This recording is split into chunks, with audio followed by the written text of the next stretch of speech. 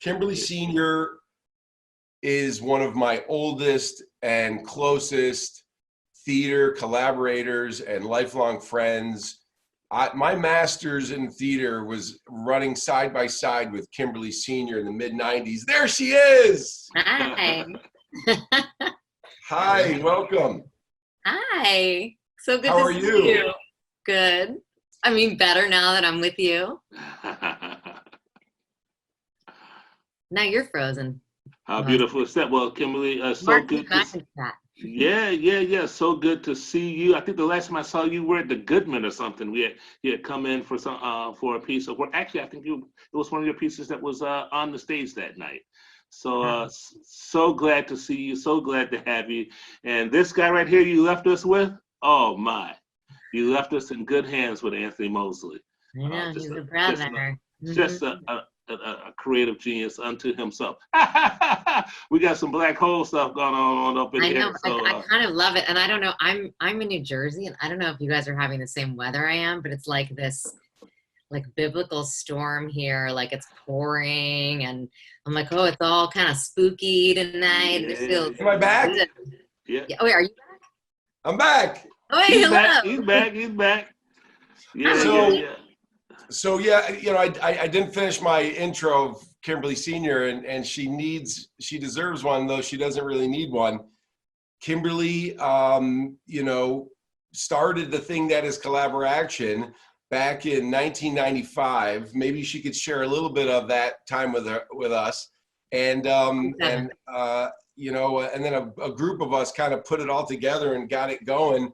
And then she, you know, started directing at some of the biggest, most exciting stages in Chicago and in the Midwest. She ended up going all the way to Broadway and has directed a ridiculous breadth of work in the last 20 years, maybe the busiest director in America, with an unbelievable consistency for smart, high quality productions, in which she's known for letting her collaborators, especially her actors, really shine.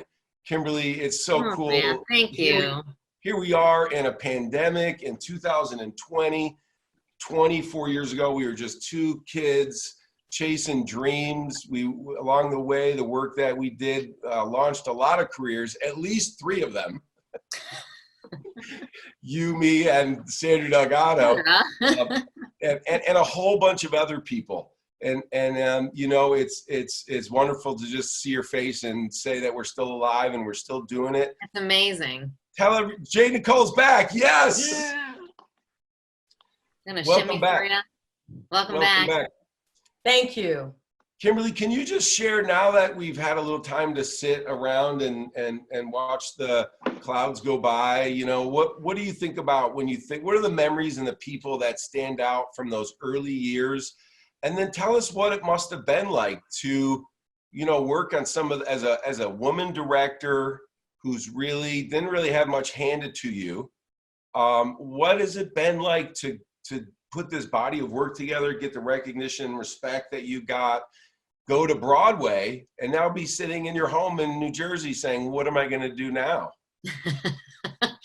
God, there's so much there, but I feel like it's really important to note that like the amazing, creative, socio-political tornado weather event that is Collaboration is like such a thing that I mean, tornado feels to me really the right word, where you imagine just sort of like sweeping up and picking up everything around it. And like that is, there was just a tiny seed in 1997, and that I guess it's always sort of been my mission, my personal mission about like what you're sort of saying about collaborators, Anthony, and that what Collaboration has always wanted to do, even from its roots, was about that invitation to the audience to be to have ownership and agency and to see their stories reflected on the stage, whatever those stories may be. So I just want to like say that like where we began, which was a very different place than where we are now, the like values and the morality of it and the people that were always drawn to it were issuing an invitation. And that I love that invitation remains, and that's sort of always like where it began for me, because I came to Chicago I didn't know anybody there. I didn't go to college there. I didn't have family there. Tell the story. Tell the story. Yeah, I packed up all my belongings in my car and I drove out to Chicago for an internship that didn't exist at Steppenwolf Theater, and just kind of hung around and like learned how to fix the photocopier, and like everyone was kind of like, who's that super helpful smiley girl? I wasn't getting paid anything, and at the end of like 3 months, then she was the recent artistic director. She had been appointed in March of 1995, and I came to the theater in June. So it was August of 1995. Martha Levy, may she rest in peace, who ended up being my mentor for 23 years. She was like, do you work here? Like, who are you? I was like, I'm just going to stick around, And I found what was so enchanting about Chicago was that there was so much different art being made. There was so much energy. I loved like coming from New York. It just felt really different in terms of the way the neighborhoods both had like super defined borders, but that there were also these places where people came together. Like I learned the rich history of the city. I started getting really involved in teaching through Steppenwolf and also arts education work. But I found I didn't like have creative partners of my own. I didn't have peers of my own to be able to work with. And so I put an ad in the Chicago Reader, which was a then print newspaper with 4 sections, one of which was like an art section. And it was like either a want ad or a personal or something in between. And that was like looking for people to collaborate with, like meet me at this cafe like on Wednesday at 5:00. And so this guy, Anthony Mosley, showed up and a couple other weirdos. And we were like, we wanted to, in that moment, I think that was kind of, I might be like compounding history, Anthony, but I think some of it too in that moment was us saying like, we want to be a team of mad scientists. Not that we all know how to do the same thing.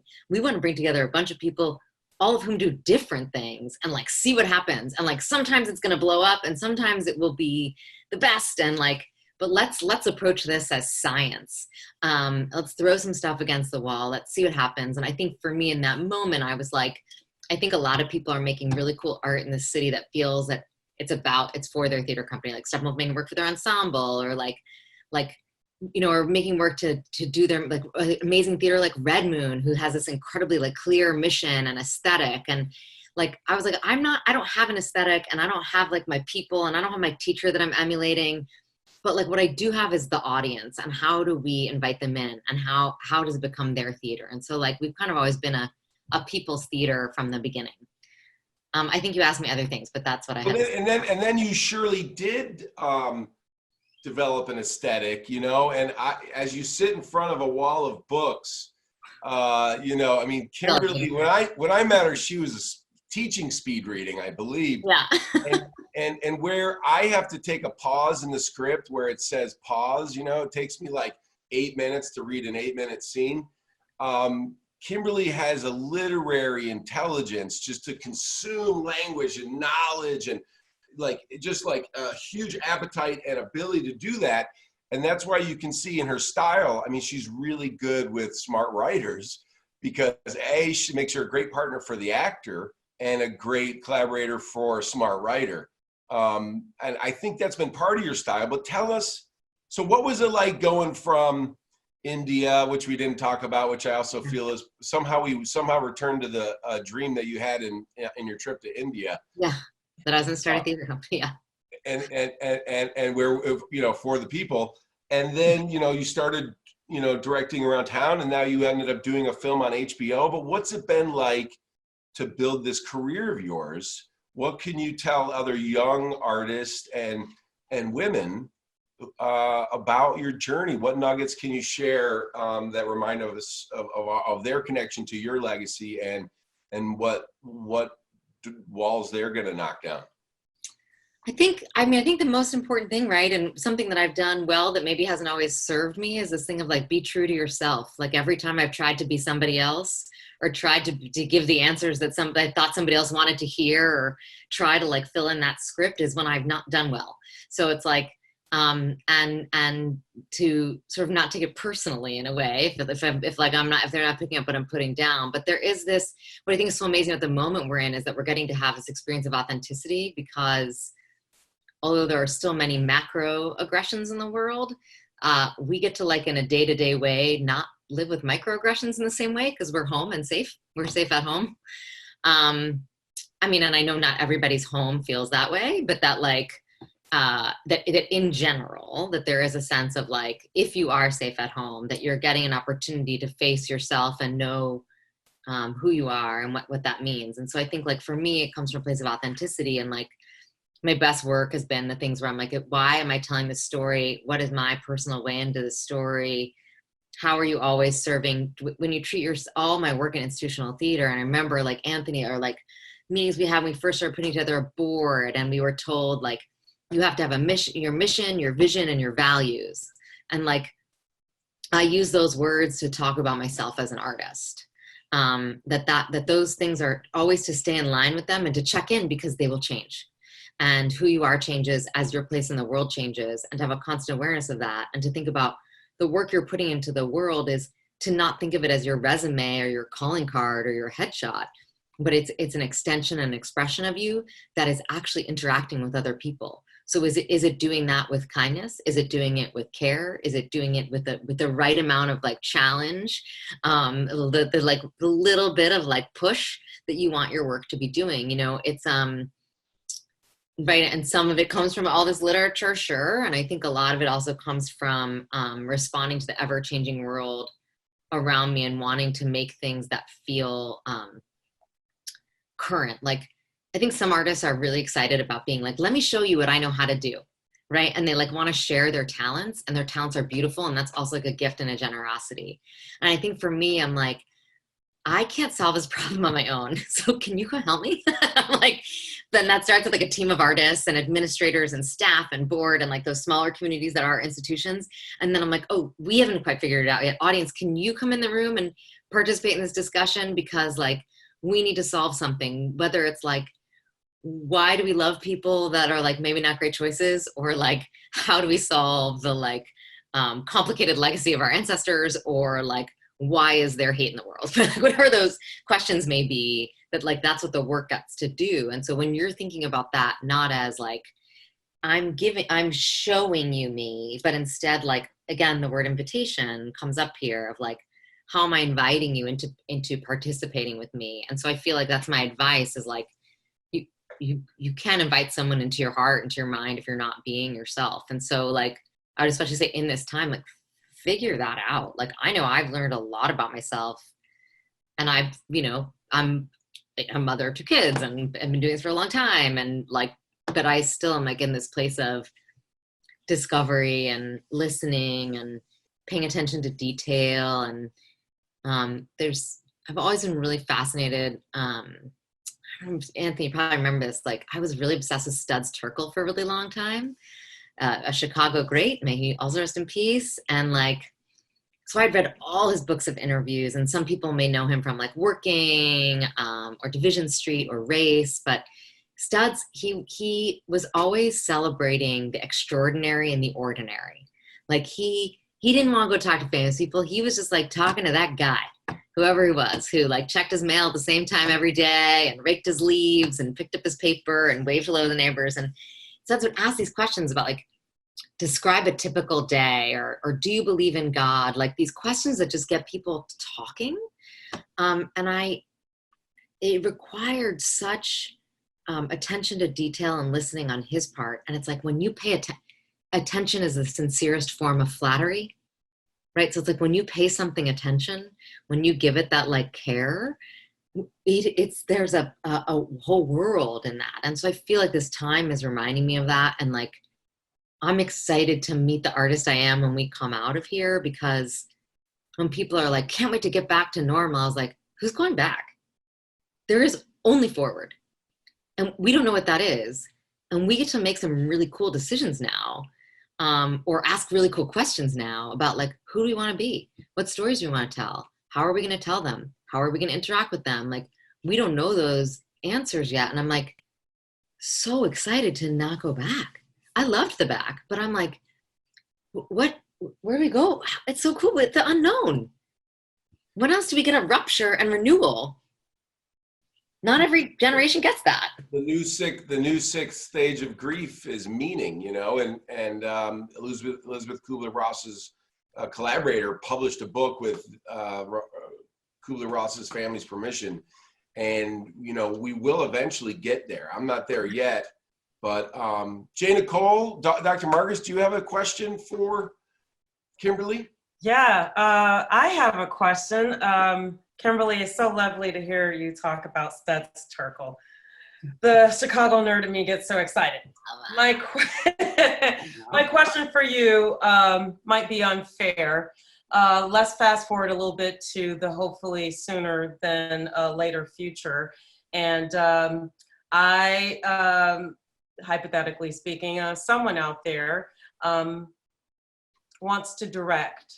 They want to become a storyteller. We're not talking about the old school, go through this program to get to this institution, X, Y, and Z, et cetera, et cetera. We have ourselves, and that's it, right? So what would you say to someone that might be watching this and is kind of like, kind of feel like I want to give directing a shot? It's sort of the same question I'm asking myself, since the way that I know how to be a director is to like gather hundreds of people in a building together, and like I'm not sure we're going to gather like that for a while. So I'm asking myself that question too, and that is like, what is your relationship to the audience, and what is their relationship to each other? What stories are best suited in that way, in that forum, right? Because it feels to me now like theater's going to belong to everyone more, because you might not have to pay hundreds of dollars for a ticket to get into a building. Like there might not be an entrance fee anymore. So then it can expand our realm of, we don't have to think about the commercial or the popular or the safe or what will people like. I started thinking about the work that Augusto Boal was doing in Brazil for many years, where he was engaging with communities about like what their community problem was. Mm-hmm. And that the community partners were also the actors, were also the activists. And I think that we need to be thinking about our work more as well, and Clever Action's already doing this, but I think for all people to be thinking about, like, if I'm someone who wants to direct, how am I an activist? What am I activating? And what are my convictions? Like, what am I passionate about? And so, like, I'm even thinking too, like, what does it mean to like open up a community? When they keep talking about opening something, I'm like, what does opening mean? What's that word? You know, and so I'm trying to think about that. And it's like, oh, does that mean that I want to like go back to an old play, or do I want to read a new play, or how do I want to tell the story? How do we foster that? For me, I love being in the theater where I laugh at the same time that someone else does who's a stranger to me. And it's like, oh, we are connected, right? It's like when you go to a concert and you're like singing lyrics along with a total stranger and you're like, we're connected. So like, how do we create connection when I can't feel them sigh next to me is a question I have. So I feel like anyone wants to be a director, it's different than like, I'm telling you, 6 months, it would have been like, read every play there is, have your bucket list of plays you want to do, identify the institutions where you want to work. And now I'm saying that, I don't think it matters anymore. Now it's like, actually, if you're the person who solves how we gather and tell stories, you are the new director. Like that's the cool challenge. Like that's what it is now, because we don't have to bring along our tote bag of all our awesome books that we've read. Like, I don't think anyone's gonna care about that anymore. I think now we're gonna be like, solve for me how people can all laugh at the same joke at the same time, 6 feet apart while they're wearing masks. You hear that? If you're at home and you're thinking about it. And call me up, because I want to work with you. Oh, that's fantastic. Marcus, I think your mute's on. Yes, Dr. Marcus, we are. all. So I'm getting in on this. The question I have for you, Kimberly, is how is the environment of change and transition we're experiencing today reshaping your invitation to dance with you, to engage with you in art making and storytelling and the world? That is such a good question. And I hope this is an answer that makes sense, because it's about specificity. And it's not a general invitation anymore.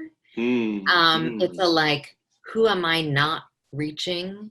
I'm finding like my definition of empathy changing, and what stories I'm telling. And I mean, I try really hard to not be the expert ever. Like my favorite thing to say is, I don't know. Like I really love that because I believe I don't know is an invitation. But I really want to find out like, what are the things I don't know.